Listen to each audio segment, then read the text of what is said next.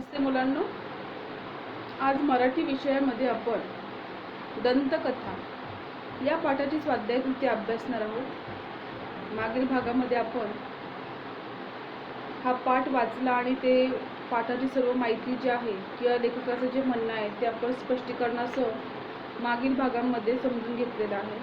आज आपण त्या पाठाची स्वाध्यायकृती बघणार आहोत। स्वाध्यायकृती जी आहे ती तुमच्या मराठी टेक्स्टबुकच्या खालीच दिलेली आहे कृती म्हणून, ती सर्व आपण एकदा अभ्यासणार आहोत। त्यापूर्वी मी टेक्स्टबुकमधल्याच टिपा लिहा, 2 टिपा दिलेल्या आहेत। पंचमहाभूते पृथ्वी, आप, तेज, वायू व आकाश ही 5 मूळ तत्वे। दंतकथा, कल्पित कथा, दाताशी संबंधित कथा, या 2च टिपा तुमच्या टेक्स्टबुकमध्ये दिलेल्या आहेत। पुढे आपण कृतीकडे वळूया। पहिला प्रश्न आहे अ, कारणे शोधावली। लेखकाला दाताबद्दल अजिबात प्रेम नाही, कारण। उत्तर आहे लेखकांना दाताबद्दल अजिबात प्रेम नाही, कारण लहानपणी दात येत असताना त्यांनी घरातल्या माणसांना रडवले होते आणि त्यांच्यावरही रडण्याची पाळी आली होती, म्हणून लेखकाला दाताबद्दल प्रेम नाही। दुसरं आहे दात दुखीच्या काळात दाते किंवा दातार यांना भेटू नये असे लेखकाला वाटते, कारण दातदुखीच्या काळामध्ये दाते किंवा दातार यांना भेटू नये असे वाटते, कारण लेखकाची सहनशक्ती पूर्णपणे संपली होती आणि दाताशी निगडीत कोणतेही नावे आले तर त्या व्यक्तीला भेटण्याची त्यांना इच्छा नव्हती। म्हणजे की आपण मागील 2 भागांमध्ये दंतकथा या पाठामध्ये दाताविषयी माहिती घेतलेली आहे की लेखकाचं मत दाताविषयी आणि त्या दातांनी दातांवर लेखकाने किती विनोद या पाठात केलेले आहे। तर दात हा लेखकाच्या जीवनातला एक प्रकारचा वीक पॉइंट इथे दाखवलेला आहे। पुढील प्रश्न आहे आ, कृती करा। दिलेला आहे दातांशी निगडीत म्हणी व शब्दप्रयोग यांची लेखकाच्या मते वैशिष्ट्य। बघा, दातांबद्दल मंगल भावना व्यक्त करणारी एकही म्हण किंवा शब्दप्रयोग मराठीत नाही। आणि दुसरा आहे दाताशी संबंधित असलेली म्हण व शब्दप्रयोग दारिद्र्य, भिकारपणा, असभ्यपणा यांचा प्रत्यय देतात। अशा या गोष्टी त्यांच्या मनामध्ये एक प्रकारचे दाताशी निगडीत वैशिष्ट्य त्यांनी सांगितलेले आहे। पुढे 2 आहे दातासंबंधीच्या लेखकाच्या कल्पना। जे न घासल्याबद्दल लहानपणी मार पडतं ते, तरुणपणी जे खूप वेळ घासत बसल्यामुळे वडील माणसांची बोलणी खावी लागतात ते, व्यवहारात कोण किंवा पाडील याचा भरोसा नसतो ते, दंतवैद्याकडे जायला भाग पाडतात ते, असं दातांबद्दलच्या कल्पना लेखकांच्या आहेत, जे आपण आता वाचलेले आहेत। पुढे आहे दात दुखताना लेखकाला होणारे साक्षात्कार। दात हेच सत्य आहे व जग मिथ्या आहे असं लेखकांना वाटतं। संसार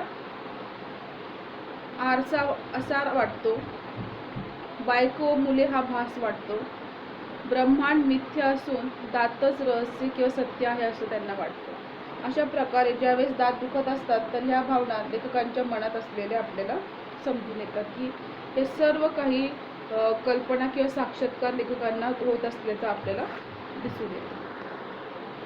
पुढे आहे स्वभाव वैशिष्ट्ये लिहा। परशाची स्वभाव वैशिष्ट्ये। आता जो परशा आहे आपण ज्याला बघितले परशा पहिलवान, त्याचे स्वभाव वैशिष्ट्य बघूया। राजासारखा ऐटबाज व दिमाखात वागणारा, ताकदीचे घमेंड बाळगणारा, आळशी, स्वतःचे दात घासायचाही कंटाळा करणारा, असं हे परशाचं व्यक्तिमत्व आहे। 2 लेखकाची स्वभाव वैशिष्ट्ये। सोशिकपणा नाही, कोणाचेही मन दुखवण्याची एक प्रकारची वृत्ती नाही, कधी कधी शौर्याचा आव आणतात आणि स्वतःमधील न्यूनत्व प्रामाणिकपणे मान्य करण्याची वृत्ती लेखकामध्ये होती. या सर्व वृत्ती लेखकामध्ये आहेत. पुढे आहे प्रश्न दुसरा, चौकटी पूर्ण करा. लेखकाच्या मते 6वे महाभूत दात. लेखकाने दुखऱ्या दाताला दिलेली उपमा राक्षस. कारण आपण बघितलेलं आहे की दात एकदा का दुखायला सुरुवात झाली दात, तो खूप प्रचंड प्रमाणात दुखत असतो. त्यामुळे लेखकाने त्याला राक्षसाची उपमा दिलेली आहे. ऐटीत चालणारा परशा म्हणजे जणू वनराज. वनराज म्हणजे जंगलचा राजा. कोण आहे बरं? सिंह. लेखकाच्या मते जन्मात एकही दात न दुखणारा माणूस असा असतो कमनशिबी. शक्यतो असं होतच नाही. सर्वांना दात आहे, त्यामुळे ते दात उगवताना किंवा पडताना तुटतच असतात आणि दुखतात. लेखकाच्या मते कवीने दाताला दिलेली उपमा कुंद कळ्यांची ही उपमा दातांना दिलेली आहे. पुढे प्रश्न तिसरा आहे व्याकरण. खालील वाक्यातील प्रयोग ओळखा व लिहा. 4 दिवसांनी दात दुखायचा थांबतो. सगळे खुश होतात. त्याने माझ्या हिरड्यात इंजेक्शन दिले. डॉक्टरांनी लिहिलंया दात उपटला. याची उत्तरे आपण बघूया. 4 दिवसांनी दात दुखायला थांबतो हा कर्तरी प्रयोग आहे. सगळे खुश होतात हा कर्तरी प्रयोग आहे. त्याने माझ्या हिरड्यात इंजेक्शन दिले हा कर्मणी प्रयोग आहे. डॉक्टरांनी लिहिलंया दात उपटला हा कर्मणी प्रयोग आहे. अशा प्रकारे आपण पाठामध्ये व्याकरण सुद्धा आपण कव्हर करत आहोत. त्यातले व्याकरण सुद्धा अभ्यासत आहोत. पुढे आहे आ. खालील तक्ता पूर्ण करा. सामासिक शब्द, समासाचा विग्रह, समासाचे नाव. सामासिक शब्द आहे पंचमहाभूते. समासाचा विग्रह आहे 5 महाभूतांचा समूह. समासाचे नाव आहे द्विगु समास. 2 आहे परमेश्वर, परम असा ईश्वर, कर्मधारय समास. शब्द प्रयोग, शब्दांचा प्रयोग, विभक्ती तत्पुरुष. शेजारी पाजारी, शेजारी पाजारी वगैरे, समहार द्वंद्व.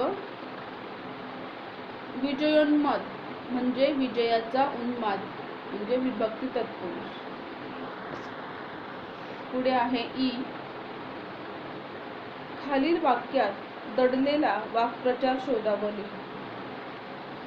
माणसाला शरण आणताना तृण भरायला एखादी चांगली जागा असावी म्हणून दाताची योजना झालेली आहे. उत्तर वाक्प्रचार आहे दाती तृण धरणे.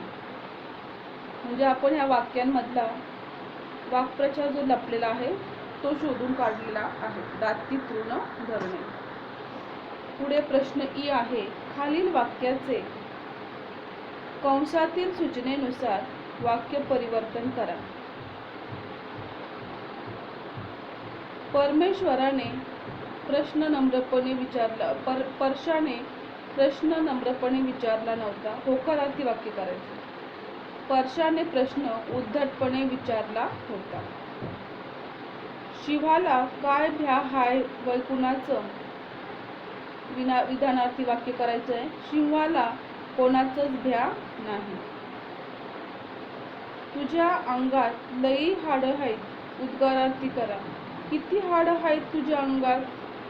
अशा प्रकारे होकारार्थी, विधानार्थी आणि उद्गारार्थी वाक्य आपण बघितलेली आहे. पुढे चौथा प्रश्न आहे स्वमत. पाठातील विनोद निर्माण करणारी 5 वाक्ये शोधा.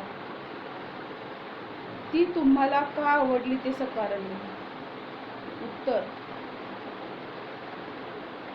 दंतकथा हा वसंत सबनीस यांच्या बहारदार विनोदी लेख आहे. दातदुखी हा तसे पाहिले तर करुण्यपूर्ण, वेदनादायक आणि गंभीर असा विषय.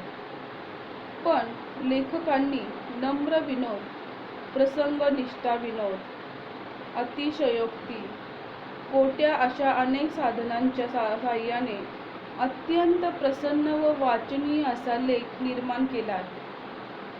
त्यातली काही उदाहरणे आपण पाहूया. मराठी भाषेलाही दाताबद्दल आदर नाही, कारण मराठी भाषेत अशी म्हण किंवा शब्दप्रयोग नाही ज्यात दाताबद्दल मंगल भावना व्यक्त झालेली आहे. लेखकाची ही 2 वाक्ये पहा. त्यांना दातदुखीचा खूपच त्रास झाला होता, यामुळे त्यांच्या मनात दातांबद्दल प्रेम नाही, किंबहुना काहीसा रागच आहे. हा राग व्यक्त करण्यासाठी त्यांनी मराठी भाषेचा किती चपखळ उपयोग केलेला आहे. हे पहा, मराठी भाषेत दाताबद्दल मंगल भावना व्यक्त करणारी म्हण नाही. हे त्यांचे म्हणणे पहिल्यांदा वाचताना जरा गंमत वाटते. थोडे बारकाईने पाहिल्यावर, अनेक म्हणी आठवल्यावर लेखकाचे म्हणणे खरे असल्याचे लक्षात येते. डोळे, रंग, ओठ, एखादा तीर, एखादी खळी माणसाला गुंतवतात, पण दात पाहून वेडा झालेला प्रियकर मला अजून भेटायचा आहे, हे सुद्धा एक गमतीदारच वास्तव्य आहे. लेखकाच्या सूक्ष्म निरीक्षण शक्तीचा येथे प्रत्यय येतो. दात पाहून वेडा झालेला प्रियकर हा उल्लेख नुसता वाचताक्षणी हसू आल्यासारखं राहत नाही. दात दुखीत्या ठणकण्याची तीव्रता सांगताना लेखकाने दिलेली उदाहरणे अतिशय लक्षणीय आहेत. ते लिहितात, एखादा लाकूड तोड्या माझ्या दाताच्या मुळाशी खोल बसलेला असतो आणि तो एकामागून एक घाव घालीत असतो. हा दाखला सुद्धा अप्रतिम आहे. हे उदाहरण चमत्कृतपूर्ण आहे. दातदुखीच्या वेदनांचा ठणका हे उदाहरण वाचतानाही आपण अनुभवतो. लेखकाचे हे विनोद निर्मितीचे कौशल्य विलक्षण आहे. पुढे आहे, लेखकाने दिलेल्या दाताची तुलना अकराळ विकराळ राक्षसासारखी केलेली आहे. याबाबत तुमचे मत काय? दातदुखीच्या भयानक वेदनांचा अनुभव तसा सगळ्यांनाच परिचयाचा आहे. त्या वेदना सहन करण्याच्या पलीकडच्या असतात. बोंबा मारणे यास खेरीज दुसरा मार्गच नसतो. ज्यावेळेस दात दुखते त्यावेळेस हाताला, पायाला किंवा डोक्याला कोठेही जखम झाली तर मलमपट्टी करता येते. दातदुखीबाबत मात्र काहीही करता येत नाही. डोकं दुखत असेल, अंग दुखत असेल तर शेक दिल्यावर जरा आराम पडतो. डोके दाबून दिले, अंग जरा रगडले, पाय चेपून दिले तर बरं वाटतं. दातदुखीबाबत मात्र यातला कोणताही उपयोग कामात येत नाही किंवा कोणताही उपाय कामी येत नाही. खरोखर हे सगळं काही जे लिहिलेलं आहे ते खरोखर अगदी बरोबर आहे की दातदुखीला दुसरा कोणताही पर्याय घरगुती आपण करू शकत नाही. दातदुखीच्या प्रसंगातील लेखकाचे निरीक्षण मात्र बहारीचे आहे. ते इतके अचूक आहे की स्वतःची दातदुखी आठवून लागते. दाढदुखीचे ठणके जीव घेणे असतात. आपल्या दाढेच्या मुळाशी एखादा लाकूड तोड्या बसून एकामागून एक दातांच्या मुळावर घाव घालीत तर नाही ना असे त्यांना वाटत राहते. डॉक्टरांनी दिलेल्या औषधाने काही क्षण थोडे बरे वाटते, पण तेवढ्याच जीवघेणे ठणके सुरू होतात. प्रत्येक ठणक्याबरोबर वेदना कपाळात शिरते आणि डोके फोडून बाहेर पडते. असे वाटत राहते वेदनेचे स्वरूप अवाढव्य असते. तिला राक्षसाखेरीज अन्य कोणतीही उपमा लागू पडत नाही. दिवस कसा बसा जातो, पण रात्री मात्र छातीत धडकी भरायला सुरुवात होते. आपण बघितलेलं आहे की दातदुखीचं कधी पण दुखणं हे रात्री उद्भवत असतं. दिवसभरात थोडंसं दुखतं, पण आपण त्याच्याकडे दुर्लक्ष करतो, कामामध्ये वेळ जातो. पण ज्यावेळेस रात्र असते, तर खरोखर ही रात्र जी असते ही वैऱ्याची रात्र असते. ती रात्र सरत नाही, जात नाही, आणि त्यावेळेस राक्षसासारखा हा दातदुखीचा ठणका जागा होतो. आता रात्री ठणके मारू लागले तर या कल्पनेनेच जीव अर्धमेला होतो. ठणके सुरू झाल्यावर मात्र बोंबा मारण्याखेरीज आपल्या हातात काहीच राहत नाही. रात्री वाहन मिळत नाही, डॉक्टरांचा दवाखाना बंद असतो, हॉस्पिटल कुठेतरी खूप दूर असते, भीतीने जीव अर्धा जातो, डोक्यात घणाचे घाव पडत असतात. अन्य लोक आपल्याला मदत करू शकतात, पण ते आपल्या वेदना घेऊ शकत नाही. त्या वेदना सहन करायलाच लेखकांनी दातदुखीला दिलेली अकराळ विक्राळ राक्षसाची उपमा करू शकतो. पुढे ई आहे लेखकाच्या दातदुखीबाबत शेजाऱ्यांनी दिलेल्या प्रतिक्रिया संदर्भात एक छोटे टिपण तयार करा. आपला देश परंपरा प्रिय आहे. अनेक परंपरा आपण प्राणपणाने जपतो. या परंपरांमधील एक आहे आजारी माणसाला भेटायला जाणे. एखादा माणूस जर हॉस्पिटलमध्ये दाखल झाला तर मग काही विचारायलाच नको. लोक जथ्याच्या जथ्या आजारी माणसाला भेटायला तिथे जात असतात. असा लेखकाने इथे एक प्रकारचा विनोदच केलेला आहे. या मागील कल्पना अशी की आजारांमध्ये माणूस कमकुवत बनतो, मानसिक दृष्टीनेही थोडा कमकुवत बनतो. या काळात आजारी माणसाचे धीर दिला पाहिजे, शुभेच्छा दिल्या पाहिजे, या समजुतीनेही भेटायला लोक येतात. आपण आजाऱ्यांसोबत थोडा वेळ बसलो, गप्पा गोष्टी केल्या तर त्याला विरंगुळाही मिळतो. हे असंच घडले तर ते चांगलेच आहे. प्रत्यक्षात काय दिसते? माणसे भेटायला जातात, पण गप्पा गोष्टी काय करतात? थोड्या इकडच्या तिकडच्या गोष्टी झाल्या की गप्पांची गाडी आजारी व्यक्तीच्या रोगावर येते. मग त्या रोगासंबंधात नको नको त्या गोष्टी चर्चिल्या जातात. रोग कसा भयंकर आहे, किती त्रास होतो, नुकसान कसे कसे होत जाते, काही माणसे कशी दगावली आहेत, इत्यादी इत्यादी. या गप्पांमुळे आजारी व्यक्तीचे मनोबल वाढण्याऐवजी त्याची खच्चीकरण सिद्ध होते, आणि खरोखर ही गोष्ट आहे. त्याची चिंता वाढते, तो नकारात्मक दृष्टीने आजाराशी लढण्याची उमेद कमी त्याची होते. याचा प्रकृती सुधारण्यावर विपरीत परिणाम झालेला दिसतो. तर माणसे हॉस्पिटलमध्ये भेटायला जातात तेव्हा वेळ मर्यादा असते, तो ठराविक कालावधी असतो, त्यावेळी ठीक असते. पण जर आजारी व्यक्ती घरी असली तर माणसे कधीही कितीही वाजता आजारी व्यक्तीच्या घरी थडकतात, कितीतरी वेळ बोलत बसतात. त्या व्यक्तीचे अन्य काही कामे आहेत का, घरच्यांच्या काही अडचणी आहेत का, घरच्यांपैकी कोणाला बाहेर जायचं आहे का, विश्रांतीची वेळ आहे का, वगैरे वगैरे अनेक गोष्टी असतात. त्यांचा कुणीही विचार करत नाही. आजारी व्यक्तीला अडचणी आणतात. खरे तर अडचणी व्यक्तीला अन्य व्यक्तींचा कमीत कमी संसर्ग झाला पाहिजे, पण हे पथ्य तर कोणी पाळतच नाही. आजारी व्यक्तीला बेधडक जथ्याचे जथ्थे जाऊन भेटतात. आजारी व्यक्तींना भेटण्यासंबंधात काही एक पथ्य नियम करून त्यांचा प्रचार करणे खूपच गरजेचे आहे. पुढे प्रश्न 5वा आणि शेवटला आहे अभिव्यक्ती.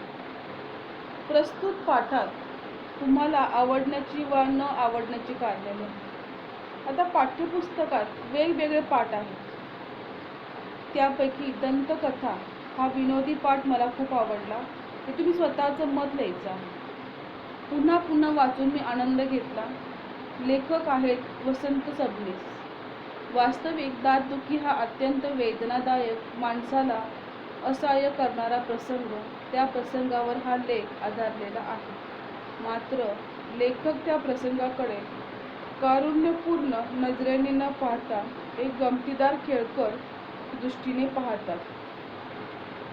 घटनेकडे पाहण्याचा जो काही दृष्टिकोनच आहे तो बदलल्यामुळे घटनेचे स्वरूप बदलून जाते. त्यामुळे माणसाच्या वागण्यातील हास्यास्पदता, विसंगती अधिक ठळकपणे लक्षात इथे येतात. हे बदललेले रूप लेखकांनी नर्म विनोदी शैलीत चित्रित केलेले आहे. प्रसंग खेळकर तिरकस नजरेने पाहिल्यामुळे, नर्म विनोदी शब्दयोजनेमुळे वाचकाच्या चेहऱ्यावर स्मित रेषा उमटतेच. कधीकधी वाचक खळखळून हसतो. लेखकाने मनुष्य स्वभावाचे नमुने मार्मिकपणे टिपले आहेत. तसेच विसंगतीही वाचकांना हसवत हसवत दाखवून दिल्यात आहेत. दातदुखीच्या वेळी वास्तवात घडणारे प्रसंग अतिशयोक्ती बहारदार वापर करीत वर्णलेले आहेत. म्हणी वाक्प्रचारांवर कोटी करून गमती साधलेल्या आहेत. शाब्दिक कोट्यांचा सुरेख वापर इथे केलेला आहे. यामुळे संपूर्ण लेख चुरचुरीत वाचनीय झालेला आहे. एक दोन उदाहरणे पाहून लेखकाच्या सुरुवातीलाच दातांची पंचमहाभूतांशी सांगड घातलेली आहे. आता पंचमहाभूते ही संपूर्ण विश्वाच्या एक प्रकारचा एक उदाहरण इथे आपल्याला दिलेलं आहे. अशा प्रकारे लेखकाने आपले मत आणि आपल्याला आवडणाऱ्या गोष्टी या पाठामध्ये दाखवून दिलेल्या आहेत. तुम्ही सुद्धा ही स्वाध्याय कृती अतिशय व्यवस्थित वाचून काढायची आहे, बारकाईने वाचायची आहे. आपण दातदुखीविषयी जी माहिती आहे ती पूर्ण या पाठामध्ये घेतलेली आहे. विनोदी गोष्टी आपण अनुभवलेल्या आहेत. तुम्ही सुद्धा हा पाठ एक दोन वेळेस व्यवस्थित वाचायचा आहे आणि तुम्ही सुद्धा या पाठाचा आनंद घ्यायचा आहे. वसंत सबनीस यांनी हा पाठ आपल्याला एक विनोद रूपाने दिलेला आहे. तुम्ही हा पाठ व्यवस्थित वाचायचा आहे आणि त्याच्यातला आनंद तुम्ही घ्यायचा आहे. आणि आपण प्रश्न प्रकार बघितलेला आहे की कशा प्रकारचे प्रश्न प्रकार असतात. अभिव्यक्ती, स्वमत, आकृत्या पूर्ण करा, चौकटी पूर्ण करा, व्याकरण, या सर्व गोष्टी तुम्ही व्यवस्थित समजून घ्यायच्या आहे. ही स्वाध्याय कृती जी आपण समजून घेतलेली आहे, वाचलेली आहे आज, हे सर्व प्रश्न उत्तरे तुम्ही व्यवस्थित वाचायचे आहे. ज्या ठिकाणी स्वमत आहे, अभिव्यक्ती आहे, तिथे तुम्ही तुमच्या स्वतःच्या शब्दात सुद्धा तुमचे मत व्यक्त करू शकता. त्यासाठी तुमचं पाठाचं वाचन चांगलं व्यवस्थित असणं अत्यंत गरजेचं आहे. तरच तुम्ही तुमचे विचार व्यवस्थित मांडू शकता, लिहू शकता. ही पूर्ण स्वाध्याय कृती तुम्ही तुमच्या मराठीच्या नोटबुकमध्ये लिहून काढायची आहे. आणि ज्या वेळेस आपला लेसन संपतो त्यावेळेस पाठाची स्वाध्याय कृती मराठीच्या बुकमध्ये तुम्ही लिहायचीच आहे. कारण की जर तुम्ही ती लिहिली नाही तर प्रश्न उत्तरे कशी लिहायची हे तुम्हाला समजणार नाही. त्यामुळं अभ्यासाच्या दृष्टीने तुम्ही सर्व धड्याखालील कृती ज्या आहेत त्या लिहायच्या आहेत. व्याकरण अभ्यासायचं आहे. हा पाठ आपला इथे समाप्त झालेला आहे. वाचन आणि लेखन ह्या दोन्ही पण गोष्टी तुम्ही व्यवस्थित अभ्यासायच्या आहेत. खरोखर विद्यार्थ्यांना 12वीमध्ये स्वमत आणि अभिव्यक्ती अशासारखे अनेक प्रश्न विचारले जातात. त्यामुळे तुम्हाला त्याचं योग्य उत्तर लिहिता यावं यासाठी तुमचं वाचन असणं अत्यंत गरजेचं आहे. कारण की बरेचसे प्रश्न जे असतात ते विचारांना चालना देणारे असतात. त्यांना विचारातून तुम्हाला लिहायचं आहे. ते विचार करून तुम्हाला ते लिहावं लागतं. त्यामुळे तुम्हाला कोणत्याही पाठाचे, कवितेचे किंवा व्याकरणाचे वाचन केल्याशिवाय तुम्हाला पुढे लिहिणं शक्य होणार नाही. त्यामुळे वाचन आणि लेखन या दोन्ही गोष्टी अत्यंत महत्त्वाच्या आहेत. तर तुम्ही या पाठाचं वाचन आणि लेखन व्यवस्थितरित्या करायचं आहे आणि तुमची मराठीची जी वही आहे ती व्यवस्थित मेंटेन करायची आहे. कारण की जर तुम्ही या वहीमध्ये प्रश्न उत्तरे लिहिले नाही तर अभ्यासाच्या वेळेस तुम्हाला अनेक प्रॉब्लेम्स येऊ शकतात, अनेक अडचणी येऊ शकतात. त्यामुळे धड्याखालचे प्रश्न उत्तरं मी सुद्धा तुम्हाला पी पी टीद्वारे दाखवत असते, तर तुम्हीसुद्धा ते व्यवस्थित वाचायचं आहे आणि स्वतः सेल्फ स्टडी करायचा आहे. धन्यवाद.